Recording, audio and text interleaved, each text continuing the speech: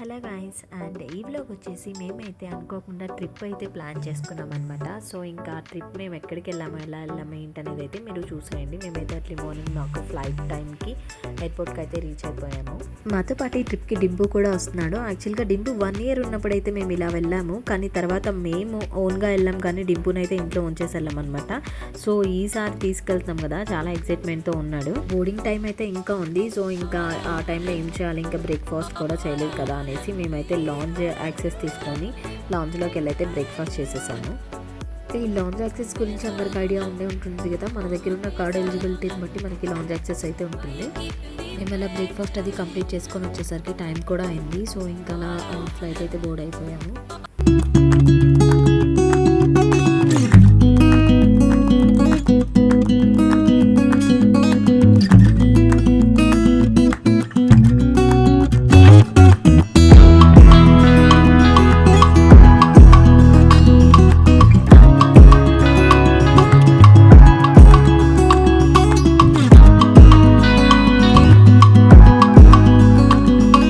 ఢిల్లీ అయితే రీచ్ అయిపోయాము. మేము యాక్చువల్గా షిమ్లా అండ్ మనాలి అలా ప్లాన్ చేసుకున్నాం అనమాట, కానీ అక్కడ వెళ్ళడానికి అయితే మాకు ఇంకా టైం ఉంది.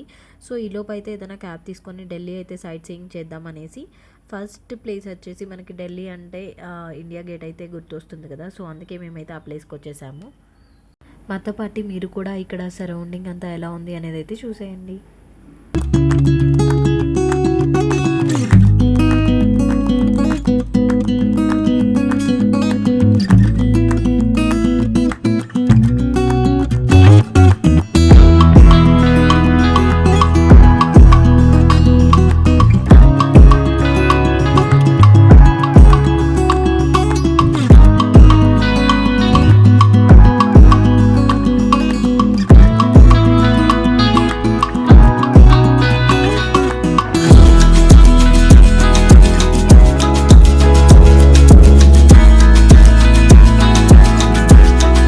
నెక్స్ట్ వచ్చేసి లంచ్ టైం అయింది. సో ఇంకా లంచ్ చేసుకొని రెడ్ ఫోర్ట్ వెళ్దామనేసి రెడ్ ఫోర్ట్ కూడా వచ్చేసాము. ఇది కూడా చూసేయండి.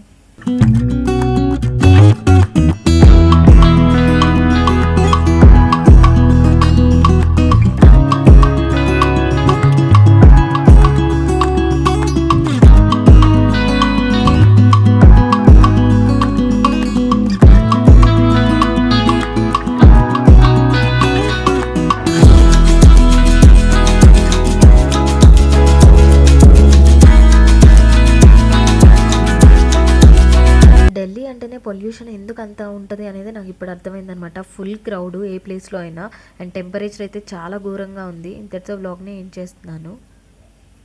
Thank you for watching everyone. Will meet you next video. Until then take care. Bye bye.